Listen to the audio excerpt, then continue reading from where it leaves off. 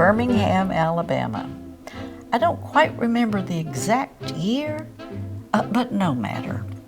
I started out in life as a very small child, which I am told is quite common. And as you can see from the very beginning, I was always a snappy dresser. Note the stylish Dr. Pepper bottle top beanie.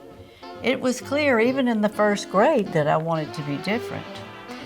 And so on to high school. I was the only girl to ever graduate after failing algebra 7 years in a row, 3 times in summer school.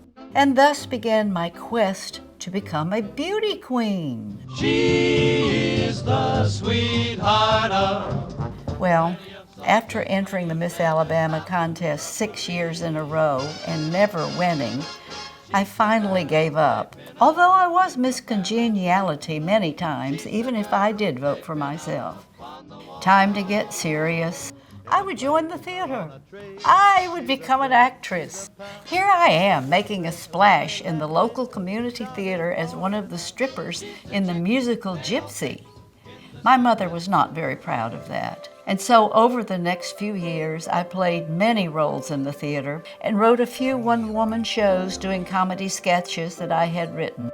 And as luck would have it, I was noticed by the manager of the local television station and soon became the new morning show co-hostess and weather girl.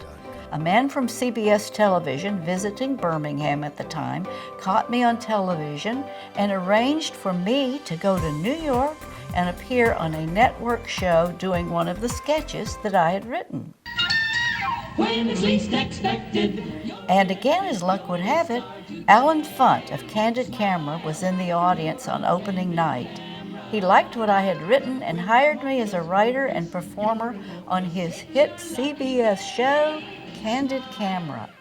Soon I started writing comedy albums, and on one I did an imitation of Lady Bird Johnson and was lucky enough to land a spot on The Tonight Show with Johnny Carson. In the meantime, I did a small part in a film called 5 Easy Pieces with Jack Nicholson. What's this? There she is. She's doing a little variation on the Apache ship. I told her that. One day, while I was visiting my William Morris agent, a man approached me in the hall and said he liked my nose. The man was called Ryder, who at the time was looking for an actress to play Dick Van Dyke's sister in the new Dick Van Dyke show, and so I won that job by a nose. And then came Match Game. Star-studded Big Money Match Game 75. Please don't eat the daisy. Oh, dear. Fannie, will you make the bells ring? I've been told that. Something was missing.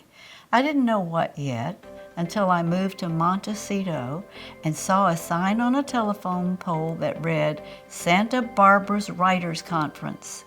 My secret dream had always been to one day become a real writer of novels. I won first prize for my short story that year and was called to New York for a meeting with a publisher from William Morrow Books, and I got my first book contract.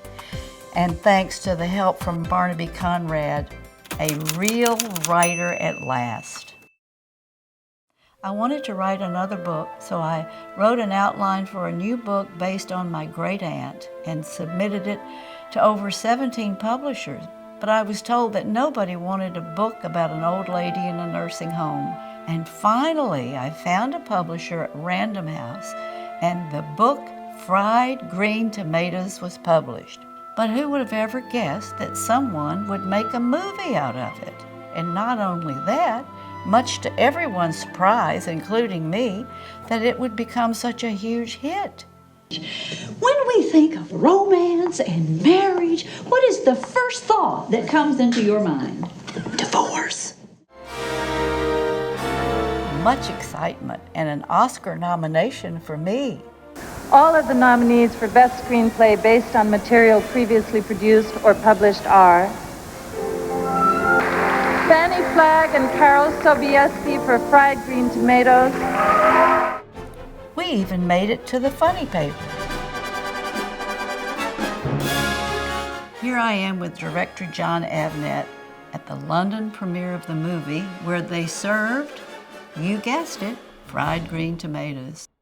But the best part for me, as a result of all the excitement around the movie and the sales of the book all over the world, I was able to get a contract for a new book, and another, and another, and another. I even wrote a cookbook, and I don't even cook. So, lucky, lucky me. As you can see, everything turned out just great, and I lived happily ever after.